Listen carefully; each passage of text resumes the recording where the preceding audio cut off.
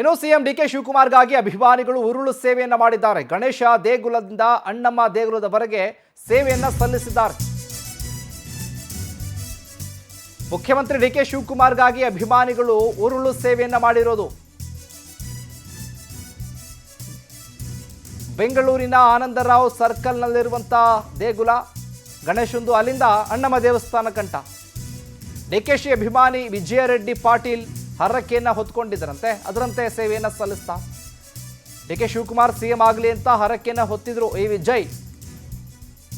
ಈಗ DK Shivakumar CM ಆಗಿದ್ದಾರಲ್ಲ, ಹಾಗಾಗಿ ಹರಕೆಯನ್ನ ತೀರಿಸಿದ್ದಾನೆ ಅಭಿಮಾನಿ. ಅರ್ಧ ಕಿಲೋಮೀಟರ್ ವರೆಗೆ ಉರುಳು ಸೇವೆಯನ್ನ ಮಾಡಿದ್ದಾನೆ ಬೆಂಬಲಿಗ. ನೋಡಿ, ದೃಶ್ಯದಲ್ಲಿ ನೋಡ್ತಾ ಇದ್ದೀರಾ, ಆನಂದರಾವ್ ಸರ್ಕಲ್ನಿಂದ ಅಣ್ಣಮ್ಮ ದೇವಸ್ಥಾನದವರೆಗೆ ಉರುಳು ಸೇವೆಯನ್ನ ಮಾಡಿದ್ದಾನೆ.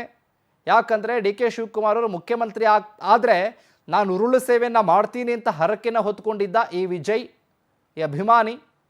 ಹಾಗಾಗಿ ಆ ಉರುಳು ಸೇವೆಯನ್ನು ಮಾಡ್ತಾ ಇರುವಂಥ ದೃಶ್ಯಾವಳಿಗಳು